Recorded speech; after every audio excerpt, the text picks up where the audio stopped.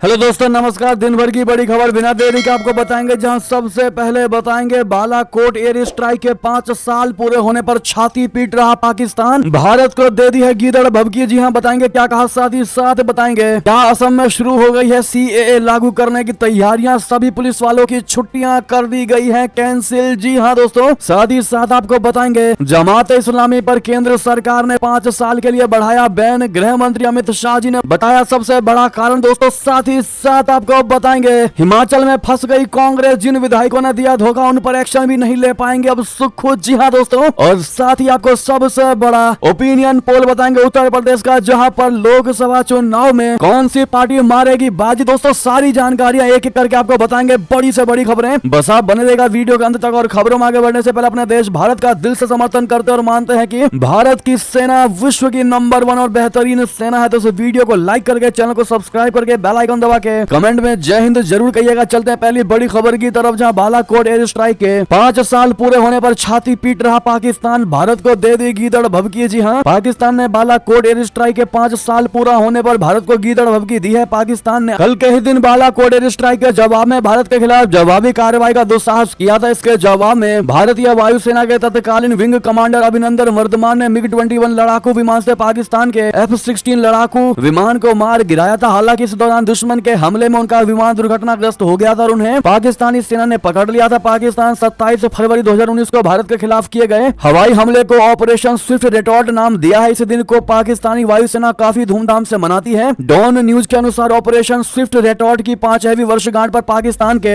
सशस्त्र बलों ने पाकिस्तान के लोगों, देश की संप्रभुता और क्षेत्रीय अखंडता के खिलाफ किसी भी आक्रामकता का पूरी ताकत और बिना किसी हिचकिचाहट के साथ जवाब देने की कसम खाई है। पाकिस्तानी सेना के propaganda wing inter services public relations यानी ISPR ने मंगलवार को एक बयान जारी करते हुए कहा कि 27 फरवरी 2019 हमारे इतिहास में एक महत्वपूर्ण घटना है, जो पाकिस्तान के लोगों के संकल्प और सशस्त्र बलों की व्यावसायिकता को प्रदर्शित करती है। तो वहीं ISPR ने शेखी बघाड़ते हुए कहा, अपनी तारीफ करते हुए कहा कि उस दुर्भाग्यपूर्ण दिन की घटनाओं ने भारतीय पक्ष पर पाकिस्तान के सशस्त्र बलों की पूर्ण परिचालन बढ़त को प्रदर्शित किया। बयान में यह भी कहा गया है कि पाकिस्तान के सशस्त्र बलों की दृढ़ता और क्षमता को दुनिया भर के सैन्य विशेषज्ञों और विश्लेषकों ने स्वीकार किया है, जिससे भारतीय दावों को प्रभावी ढंग से खारिज कर दिया है, जो तथ्यात्मक जांच में खड़े नहीं हो सकते। जी हां दोस्तों, अब आप पाकिस्तान के सेनाओं के इस बयान को देखकर वाकई में दोस्तों मुस्कुरा तो जरूर रहे होंगे कि उनकी हालत पतली कर दी गई थी। इमरान खान के पैर तक कांप रहे थे दोस्तों। यहां तक कि ये बयान संसद में दिया गया है पाकिस्तान के, कि पाकिस्तान की हालत कितनी खराब थी। उन्होंने अभिनंदन को ना चाहते हुए भी छोड़ा, क्योंकि उन्हें पता था कि अभिनंदन को अगर वो नहीं छोड़ेंगे तो रात में पाकिस्तान बचेगा या नहीं बचेगा उसकी कोई गारंटी नहीं थी। ऐसे में अपने आप में ही तारीफ करने में लगा हुआ है पाकिस्तान, शेखी भगाड़ने में लगा हुआ है। बहरहाल दोस्तों, आप क्या जवाब देना चाहेंगे इस पाकिस्तानी सेनाओं को, पाकिस्तान के लोगों को जो इस प्रकार की गीदड़ भभकी दे रहे हैं? बहरहाल दोस्तों, अभिनंदन वर्धमान को लेकर आपकी क्या राय होने वाली है, कमेंट में लिखकर अवश्य बताइएगा। उनको एक बार फिर से थैंक यू अभिनंदन जी जरूर कहिएगा इतने बड़े ऑपरेशंस के लिए और हिम्मत दिखाने के लिए और भारत को एक लेवल ऊपर तक ले जाने के लिए। नेक्स्ट खबर की बात करें, जहां पर क्या असम में शुरू हो गई है सीएए लागू करने की तैयारियां, सभी पुलिस वालों की छुट्टी हो गई कैंसिल। जी हाँ दोस्तों, असम में नागरिकता संशोधन अधिनियम बोले तो सीएए लागू किए जाने की तैयारी हो रही है। इसके खिलाफ संभावित विरोध प्रदर्शनों से निपटने के लिए 10 मार्च से शुरू होने वाली पुलिस की छुट्टियां रद्द कर दी गई हैं। ये जानकारी सूत्रों ने दी है। इंडिया टुडे NI के रिपोर्ट के मुताबिक डीजीपी असम ने पिछले एक हफ्ते के दौरान डिब्रूगढ़, जोरहाट और गोलाघाट के प्रभारी अधिकारी समेत 2019 में सीएए आंदोलन से सबसे ज्यादा प्रभावित जिलों के सभी पुलिस अधिकारियों के साथ बैठक की है। गुवाहाटी में भी प्रभारी अधिकारी समेत सभी अधिकारियों की बैठकें हुई थी। सूत्रों के मुताबिक डीजीपी जीपी सिंह ने अधिकारियों को हर पुलिस थाने पर आंसू गैस, लाठी और अन्य भीड़ नियंत्रण उपकरणों की तैयारी सुनिश्चित करने का निर्देश दिया है। जी हां, इंडिया टुडे NI के मुताबिक उनके साथ बात करते हुए डीजीपी सिंह ने सीए पर कुछ भी टिप्पणी नहीं की, लेकिन कहा कि असम पुलिस सभी संभावित स्थितियों के लिए तैयारी कर रही है, क्योंकि जल्द ही चुनावों की घोषणा हो सकती है। उन्होंने कहा कि असम पुलिस हर कीमत पर राज्य में शांति बनाए रखने के लिए प्रतिबद्ध है। सूत्रों के मुताबिक प्रत्येक जिले के शीर्ष पुलिस अधिकारियों को सीएए विरोधी आंदोलन का समर्थन करने वाली किसी भी गतिविधि पर सख्ती कार्रवाई करने का निर्देश दिया गया है। जी हाँ दोस्तों, आपको बता दें कि राम मंदिर के बाद बीजेपी तरकश से निकालने वाली है दूसरा सबसे बड़ा तीर, देश में कभी भी लागू हो सकता है सीएए। जी हाँ दोस्तों, नागरिकता संशोधन कानून यानी सीएए जल्दी पूरे देश में लागू हो सकता है। सूत्रों के मुताबिक आचार संहिता लागू होने से पहले केंद्रीय गृह मंत्रालय किसी भी वक्त अधिसूचना जारी कर सकती है। अफगानिस्तान, बांग्लादेश और पाकिस्तान के अल्पसंख्यकों को सीएए लागू होने से सबसे ज्यादा फायदा मिलेगा। भारत की नागरिकता हासिल करने के लिए उनका रास्ता भी खुल जाएगा। जी हाँ, सूत्रों के मुताबिक CAA लागू करने की तैयारियां पूरी की जा चुकी हैं और कभी भी इसे पूरे देश में लागू किया जा सकता है। 3 देशों के प्रताड़ित 6 अल्पसंख्यक समुदायों को नागरिकता देने के लिए CAA कानून लाया गया है। ये पीड़ित अल्पसंख्यक पाकिस्तान, बांग्लादेश और अफगानिस्तान से आने वाले हिंदू, सिख, पारसी, जैन, बौद्ध और ईसाई समुदाय के हैं। जी हाँ, हाल ही में गृह मंत्री अमित शाह जी ने कहा था कि सरकार CAA लागू करने जा रही है। सूत्रों के अनुसार लोकसभा चुनाव के लिए आचार संहिता लागू होने से पहले CAA अमल में आ जाएगा। बताया यह भी जा रहा है कि सरकार की तैयारी ऐसी है कि यह बुधवार से भी लागू हो सकता है, लेकिन मार्च के पहले हफ्ते में तो हर हाल में अमल में आ जाएगा। बहरहाल दोस्तों, क्या CAA लागू होना चाहिए? इस सवाल का जवाब आप लोग कमेंट में जरूर लिखकर बताइएगा। कारण के साथ में अगली खबर की बात करें, जहां पर चुनाव आयोग जल्द जारी करेगा राष्ट्रपति चुनाव का कार्यक्रम। आसिफ अली जरदारी दौड़ में सबसे आगे। जी हां दोस्तों, चुनाव आयोग 1 मार्च को राष्ट्रपति चुनाव का कार्यक्रम जारी कर सकता है, जिसमें पाकिस्तान पीपुल्स पार्टी के आसिफ अली जरदारी की जीत लगभग तय है। पाकिस्तानी मीडिया की खबरों में मंगलवार को यह जानकारी दी गई। एक्सप्रेस ट्रिब्यून की खबर के मुताबिक 29 फरवरी को एक निर्वाचक मंडल का गठन किया जाएगा, जो कि राष्ट्रपति चुनाव का एक महत्वपूर्ण हिस्सा है। इसके बाद ECP 1 मार्च को राष्ट्रपति के चुनाव का आधिकारिक कार्यक्रम और सार्वजनिक नोटिस जारी करेगा। समा टीवी ने ECP के प्रवक्ता के हवाले से कहा कि सभी 4 प्रांतीय विधानसभाएं 29 फरवरी तक अस्तित्व में आएंगी और फिर राष्ट्रपति चुनाव के लिए जरूरी निर्वाचक मंडल के गठन का काम पूरा हो जाएगा। जी हाँ, साथ ही साथ काकर ने कार्यवाहक प्रधानमंत्री के रूप में कामकाज को रोक दिया। कहा अब नई गठबंधन सरकार देगी फाइल को मंजूरी। जी हाँ, बलूचिस्तान आवामी पार्टी के नेता अनवर उल हक काकर ने मंगलवार को कार्यवाहक प्रधानमंत्री के रूप में अपना आधिकारिक कामकाज रोक दिया है। कई फाइल उनकी मंजूरी का इंतजार कर रही थी, लेकिन उन्हें लौटा दिया गया। सभी प्रमुख फैसले अब अगले महीने की शुरुआत में बनने वाली नई गठबंधन सरकार पर छोड़ दिए गए हैं। जी हाँ, एक्सप्रेस ट्रिब्यून की खबर के मुताबिक काकर ने कहा कि सभी लंबित फैसले और प्रस्ताव अब नई सरकार के पास भेज दिए जाएंगे। उन्होंने आगे कहा कि हम अब नई सरकार के शपथ ग्रहण का इंतजार कर रहे हैं। अगली खबर बता दें, जमात इस्लामी पर केंद्र सरकार ने 5 साल के लिए बढ़ाया बैन। गृह मंत्री अमित शाह ने बताया ये कारण। जी हाँ, केंद्र सरकार ने राष्ट्र की सुरक्षा, अखंडता और संप्रभुता के खिलाफ गतिविधियों को जारी रखने को लेकर मंगलवार को जमात इस्लामी पर प्रतिबंध 5 साल के लिए बढ़ा दिया। केंद्रीय गृह मंत्री अमित शाह ने यह जानकारी दी। अमित शाह ने कहा कि देश की सुरक्षा को खतरा पहुंचाने वाले किसी भी व्यक्ति को कड़ी कार्रवाई का सामना करना पड़ेगा। उन्होंने एक्स पर लिखा कि प्रधानमंत्री नरेंद्र मोदी की आतंकवाद और अलगाववाद को कतई बर्दाश्त नहीं करने की नीति की पालन करते हुए सरकार ने जमात इस्लामी जम्मू कश्मीर पर प्रतिबंध 5 साल के लिए बढ़ा दिया है। जी हाँ, अगली खबर की बात करें, जहां पर मैं पाकिस्तानी जासूस नहीं हूं, भारत में नहीं घुसने देने पर भारतीय मूल की ब्रिटिश प्रोफेसर निताशा कौल ने कहा यह बात। जी हाँ, ब्रिटेन में वेस्टमिंस्टर यूनिवर्सिटी में राजनीति विज्ञान की प्रोफेसर निताशा कौल को बेंगलुरु हवाई अड्डे पर आव्रजन अधिकारियों ने देश में प्रवेश करने से मना क्या कर दिया। उन्हें हवाई अड्डे पर हिरासत में ले क्या लिया गया। प्रोफेसर निताशा बयान देने लगी। दोस्तों, प्रोफेसर निताशा के मुताबिक एयरपोर्ट से 24 घंटे बाद अधिकारियों ने उन्हें वापस यूके भेज दिया। प्रोफेसर कौल भारतीय मूल की ब्रिटिश नागरिक है। वो एक कश्मीरी पंडित है और अक्सर मोदी सरकार की नीतियों के खिलाफ लिखती रहती है। वो एक प्रसिद्ध उपन्यासकार, लेखिका और कवित्री भी है। दोस्तों, उन्होंने जो बयानबाजी की है वाकई में वो देश के और जम्मू कश्मीर को अलग करने वाली बयानबाजी भी की है। दोस्तों, लेकिन हवाई अड्डे पर जिस प्रकार से उनको रोका गया उसके बाद वो भड़कती नजर आई है। उन्होंने सोशल मीडिया पर कई पोस्ट में इस घटना के बारे में लिखा है कि उनके भारत जाने के लिए सभी जरूरी डॉक्यूमेंट थे, लेकिन उन्हें भारत में घुसने नहीं दिया गया। जी हाँ दोस्तों, नेक्स्ट खबर बता दें, रशिया ने अमेरिकी ब्रास टैंक को उड़ाया। दुनिया का सबसे शक्तिशाली टैंक होने का घमंड चकनाचूर हो गया अमेरिका का। जी हाँ, रूसी कब्जे वाले खैरसान क्षेत्र के गवर्नर व्लादिमीर सोल्डो ने दावा किया है कि रशिया की 15वीं मोटराइज्ड इन्फेंट्री ब्रिगेड के सैनिकों ने दुनिया का सबसे शक्तिशाली टैंक माने जाने वाले अमेरिका के अब्राम्स टैंक को नष्ट कर दिया है। उन्होंने कहा कि 15वीं मोटराइज्ड इन्फेंट्री ब्रिगेड के लड़ाकों ने अब देवकाश क्षेत्र में अमेरिका निर्मित अब्राम्स टैंक को नष्ट कर दिया। व्लादिमीर सोल्डो ने टेलीग्राम चैनल पर कहा कि पेंटागन के रणनीतिकारों ने जर्मनी के लेपर्ड टैंक की हालत देखने के बाद यूक्रेन को भेजे सभी 30 M1 अब्राम्स टैंक वापस ले लिए थे। बाद में उन्हें रिएक्टिव आर्मर से लैस कर वापस भेज दिया था, लेकिन इससे कोई मदद नहीं मिली। जी हाँ, M1 अब्राम्स एक तीसरी पीढ़ी का अमेरिकी मुख्य युद्धक टैंक है। इसे क्रिसलर डिफेंस ने डिजाइन किया है। हालांकि अब इसे जनरल डायनामिक्स लैंड सिस्टम बनाती है। जी हाँ दोस्तों, साथ ही साथ आपको यह भी बता दें कि रशिया ने S-500 डिफेंस सिस्टम से हाइपरसोनिक मिसाइल को मार गिराया। क्या भारत भी खरीदेगा S-500? दरअसल रशिया के S-500 Prometheus air defence system ने हाइपरसोनिक लक्ष्यों को ट्रैक करके उन्हें सफलतापूर्वक मार गिराया है। इसे रशिया के रक्षा उद्योग की एक बहुत बड़ी कामयाबी के तौर पर देखा जा रहा है। अभी तक दुनिया में किसी भी देश के पास हाइपरसोनिक मिसाइलों को रोकने के लिए कोई एक्टिव एयर डिफेंस सिस्टम नहीं है, लेकिन अब S-500 को हाइपरसोनिक हथियारों के काल के तौर पर देखा जा रहा है। रशिया साल भर पहले ही भारत को S-500 मिसाइल सिस्टम को खरीदने का ऑफर दे चुका है। Russian federal service for military technical corporation के डायरेक्टर दमित्री शुगेव ने कहा था कि रूसी सशस्त्र बलों के पास इस अत्याधुनिक एयर डिफेंस सिस्टम की पर्याप्त उपलब्धता हो जाने पर इसे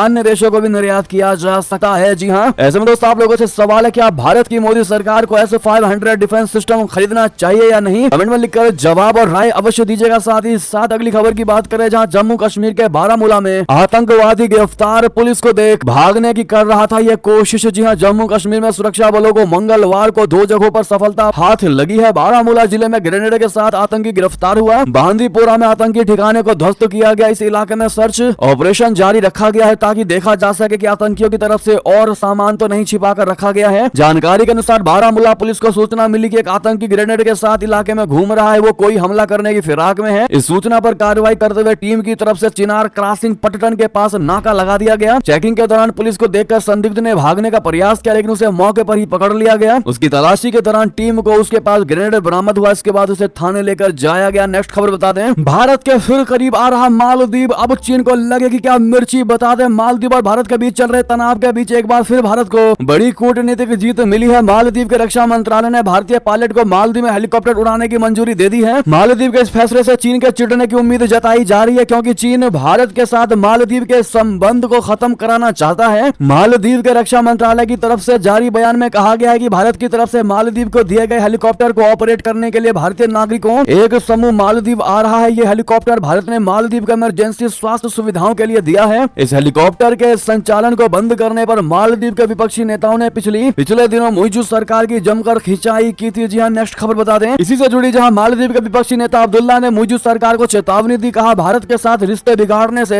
होगा तुम्हारा नुकसान। जी हाँ, मालदीव के मुख्य विपक्षी दल मालदीवियन डेमोक्रेटिक पार्टी यानी MDP के नए नेता अब्दुल्ला शाहिद ने नई दिल्ली के साथ माले के करीबी संबंधों का बचाव करते हुए इस बात पर जोर दिया है कि भारत के साथ संबंधों को खराब करना इम्पॉसिबल है, असंभव है। मालदीव की नई सरकार की चीन के प्रति झुकाव के बीच अब्दुल्ला की यह टिप्पणी आई है। सन ऑनलाइन के साथ साक्षात्कार में 61 वर्षीय शाहिद ने कहा कि भारत ऐतिहासिक, सांस्कृतिक और कई अन्य तरीकों से हमसे जुड़ा हुआ है। पिछले सप्ताह आयोजित साक्षात्कार के दौरान शाहिद ने कहा कि मालदीव एक सहयोगी के रूप में भारत के भौगोलिक और ऐतिहासिक महत्व से खुद को दूर नहीं कर सकता। अगली खबर बता दें, नेपाल की विदेश सचिव आएंगी भारत। 29 फरवरी को एशिया आर्थिक संवाद में लेंगी भाग। जी हाँ, नेपाल की विदेश सचिव सेवा लमसल पुणे में 8वें एशिया आर्थिक संवाद में भाग लेने के लिए भारत की यात्रा करेंगी। पद संभालने के बाद ये उनकी पहली भारत यात्रा है। यहाँ विदेश मंत्रालय ने एक बयान में कहा कि लमसल 29 फरवरी यानी कल को कार्यक्रम के उद्घाटन सत्र में भाग लेंगी। वो मंगलवार को पुणे के लिए रवाना हो चुकी है। समसामयिक मुद्दों पर भारत के विदेश मंत्रालय और पुणे इंटरनेशनल सेंटर द्वारा संयुक्त रूप से आयोजित एक वार्षिक बहुपक्षीय सम्मेलन एशिया आर्थिक संवाद 29 फरवरी से 2 मार्च तक आयोजित किया जाएगा। नेक्स्ट खबर आपको बता दें, अबू धाबी में पहला हिंदू मंदिर तैयार, 1 मार्च से श्रद्धालु कर पाएंगे इसका दर्शन। जी हाँ, अबू धाबी में बना पहला हिंदू मंदिर 1 मार्च से श्रद्धालुओं के लिए खोला जाएगा। प्रधानमंत्री नरेंद्र मोदी ने हाल में इस मंदिर का उद्घाटन किया था। मंदिर प्रशासन ने यह जानकारी दी। मंदिर के एक प्रवक्ता ने कहा कि मंदिर 1 मार्च से सुबह 9 बजे से रात 8 बजे तक आम लोगों के लिए खुला रहेगा। प्रत्येक सोमवार को मंदिर दर्शनार्थियों के लिए बंद रहेगा। बोचान वासी श्री अक्षर पुरुषोत्तम स्वामी नारायण संस्था द्वारा निर्मित मंदिर दुबई अबू धाबी शेख जायद राजमार्ग पर अल रहवा के पास 27 एकड़ क्षेत्र में करीब 700 करोड़ रुपए की लागत से बनाया गया है। BAPS के लिए अंतर्राष्ट्रीय संबंधों के प्रमुख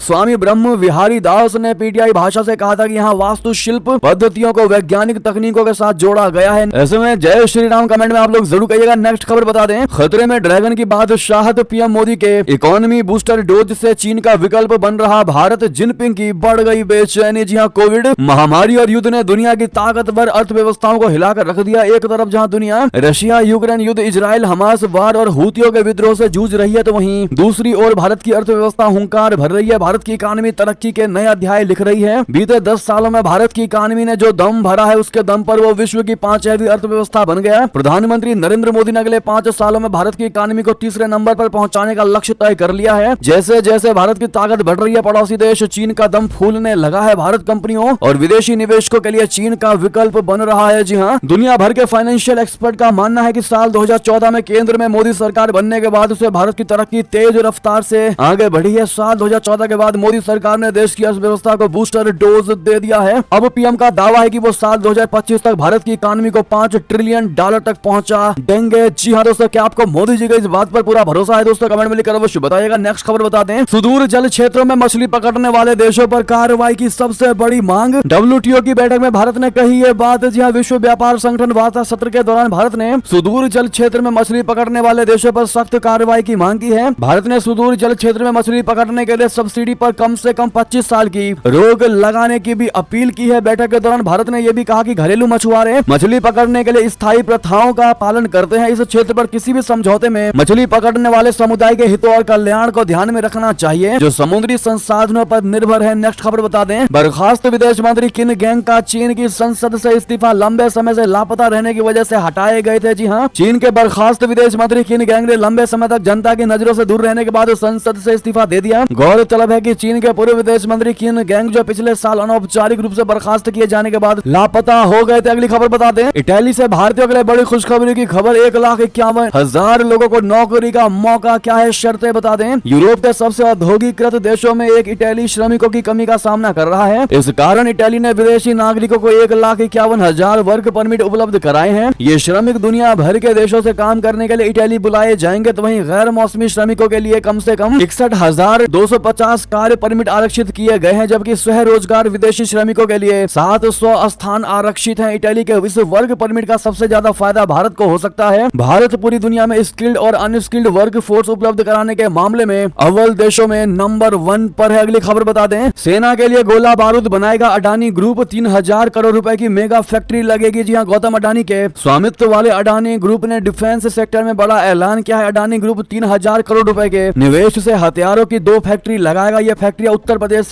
के कानपुर में बनेंगी। यहाँ गोला बारूद बनाए जाएंगे। इन फैक्ट्रियों में लगभग 15 करोड़ गोला बारूद सालाना बनाए जा सकेंगे, जो कि भारतीय सेना की कुल जरूरत का लगभग 1/4 है। इससे देश में हथियार और गोला बारूद की स्थानीय मैन्युफैक्चरिंग को बढ़ावा मिलेगा। जी हाँ दोस्तों, नेक्स्ट खबर की बात करें, जहां पर समाजवादी पार्टी विधायकों की क्रॉस वोटिंग से जीता बीजेपी का 8वां उम्मीदवार अखिलेश के तीसरे प्रत्याशी को मिली करारी हार। जी हाँ, राज्यसभा चुनाव में बीजेपी ने उत्तर प्रदेश से बड़ी जीत दर्ज की है। पार्टी ने 8 उम्मीदवार उतारे थे और सभी को जीत मिली। समाजवादी पार्टी के 3 कैंडिडेट थे, लेकिन एक हार गए। पार्टी विधायकों ने क्रॉस वोटिंग की और सत्ता पक्ष के उम्मीदवार को वोट दिया। क्रॉस वोटिंग से ही बीजेपी के 8वें उम्मीदवार संजय सेठ को जीत मिली, जिसे बीजेपी विपक्षी विधायकों की अंतरात्मा की आवाज बता रही है। राज्यसभा चुनाव में बीजेपी के उम्मीदवार अमरपाल मौर्य को 36 वोट मिले, आरपीएन सिंह को 34, साधना सिंह को 34, संजय सेठ को 29, संगीता बलवंत सिंह को 46, सुधांशु त्रिवेदी को 38, तेजवीर सिंह को 38 और नवीन जैन को 34 वोट मिले। तो वहीं सपा उम्मीदवार जया बच्चन को 41 और रामजी लाल सुमन को 37 वोट मिले हैं। पार्टी के आलोक रंजन को हार मिली, जिन्हें बताया जा रहा है कि सिर्फ 16 वोट मिले। चुनाव में सबसे ज्यादा वोट सपा कैंडिडेट जया बच्चन को मिला है। जी हाँ दोस्तों, ऐसे में भागी नेताओं पर समाजवादी पार्टी ने सबसे बड़ा एक्शन लिया है। विधायक मनोज पांडे के समर्थक पार्टी से निष्कासित किया गया। जी हाँ, राज्यसभा चुनाव में समाजवादी पार्टी ने मनोज पांडे को चीफ व्हिप बनाया था, लेकिन उन्हें यह पद छोड़ दिया और बीजेपी के समर्थन में मतदान कर दिया। अखिलेश यादव ने कार्रवाई की चेतावनी दी थी और पार्टी ने अब उनके समर्थकों पर एक्शन लेना शुरू कर दिया है। जी हाँ दोस्तों, तो वहीं अगर हिमाचल प्रदेश की बात करें तो हिमाचल में फंस गई कांग्रेस। जिन विधायकों ने दिया धोखा उन पर एक्शन भी नहीं ले पाएंगे अब सुखू। जी हाँ, राज्यसभा चुनाव में बड़ा खेला हो गया है, वो भी हिमाचल प्रदेश में। एक सीट के लिए 2 उम्मीदवार खड़े थे। कांग्रेस के उम्मीदवार अभिषेक मनु सिंघवी की जीत लगभग तय मानी जा रही थी, लेकिन हुआ इसका उल्टा। क्रॉस वोटिंग हो गई और बीजेपी के हर्ष महाजन चुनाव जीत गए। हिमाचल प्रदेश में राज्यसभा की एक सीट पर चुनाव हुआ था। 68 सीटों वाली विधानसभा में कांग्रेस के पास 40 विधायक थे, बीजेपी के 25 विधायक थे, इसीलिए कांग्रेस उम्मीदवार को जीत लगभग तय थी। लेकिन कांग्रेस के 6 विधायकों ने क्रॉस वोटिंग कर बीजेपी उम्मीदवार को वोट दिया। साथ ही 2 निर्दलीय समेत 3 विधायकों का समर्थन भी बीजेपी को मिल गया। इससे कांग्रेस और बीजेपी दोनों को ही 34 वोट मिले। जब दोनों उम्मीदवारों में टाई हो गया तो ड्रॉ निकाला गया, जिसमें बीजेपी उम्मीदवार हर्ष महाजन की जीत हुई। जी हाँ, तो वहीं नतीजों के बाद अभिषेक मनु सिंघवी ने हार मानते हुए कहा कि मैं उन 9 विधायकों का भी धन्यवाद देना चाहता हूं जो कल तक साथ बैठे थे। उनमें से 3 आज सुबह में हमारे नाश्ते पर भी साथ थे, मुझे उनसे सीख मिली है। यानी कि दोस्तों, हिमाचल कांग्रेस में अब खुलकर सामने आई है कलह। सीएम सुक्खू से कई विधायक नाराज दिखाई दिए हैं दोस्तों, और हटाने तक की मांग कर दी गई है सुक्खू को। बहरहाल इस पर आपकी जो भी राय हो कमेंट में लिखकर अवश्य बताइएगा। अगली खबर की बात करें, जहां पर कर्नाटक में बीजेपी को लगा है तगड़ा झटका। राज्यसभा चुनाव में 3 पर कांग्रेस, 1 पर जीती भाजपा। जी हाँ दोस्तों, कर्नाटक की बात करें तो कांग्रेस जीत का जश्न मना रही है, क्योंकि यहाँ कुल 4 राज्यसभा सीटों में से 3 पर कांग्रेस की जीत हुई है। तो वहीं 1 सीट पर भाजपा ने जीत का सेहरा पहना है। आइए आपको बताते हैं कर्नाटक में कांग्रेस और भाजपा से कौन कौन जीता है। कर्नाटक में राज्यसभा चुनाव का रिजल्ट आ गया है, जिसमें कांग्रेस के अजय माकन, नासिर हुसैन और जीसी चंद्रशेखर की जीत हुई है। वहीं भाजपा के नारायण बंदिगे की जीत हुई है। जी हाँ दोस्तों, अगली खबर बता दें, जो उत्तर प्रदेश का सबसे बड़ा ओपिनियन पोल है दोस्तों, यूपी में बीजेपी को मिल सकते हैं रिकॉर्ड तोड़ वोट। प्रतिशत की बात करें, बता दें India TV CNX opinion poll के मुताबिक अगर अभी चुनाव होते हैं तो प्रधानमंत्री नरेंद्र मोदी के नेतृत्व वाला राष्ट्रीय जनतांत्रिक गठबंधन यानी एनडीए उत्तर प्रदेश की कुल 80 लोकसभा सीटों में से 78 सीटों पर जीत हासिल कर सकता है। ये ओपिनियन पोल कल न्यूज चैनल पर प्रसारित किया गया। सर्वेक्षण में कहा गया है कि विपक्षी इंडिया गठबंधन को बाकी की 2 सीटों पर जीत मिल सकती है। 2019 के लोकसभा चुनाव में एनडीए ने 64 लोकसभा सीटों पर जीत हासिल की थी। समाजवादी पार्टी 5 और कांग्रेस 1 ने 6 सीटें जीती थी, जबकि मायावती की बहुजन समाज पार्टी ने 10 सीटों पर अपना परचम लहराया था। ओपिनियन पोल के मुताबिक बीजेपी के नेतृत्व वाले एनडीए को 53.16% का बड़ा वोट शेयर मिल सकता है, जबकि इंडिया गठबंधन को 32.57% वोट मिल सकते हैं। तो वहीं बीएसपी को 10.43% वोट और निर्दलीय समेत अन्य को 3.84% वोट मिलने की संभावना है। यानी कि अगर इस बार भी जीत की बात करें तो बीजेपी बम्पर वोटों से उत्तर प्रदेश में जीतेगी। जी हाँ दोस्तों, आप क्या कहते हैं इस पर अपनी राय अवश्य दीजिएगा। साथ ही साथ अंतिम खबर आपको बता दें, पीएम किसान योजना को लेकर जहां देश के करोड़ों लोगों के खातों में आज आएगी पीएम किसान की किस्त।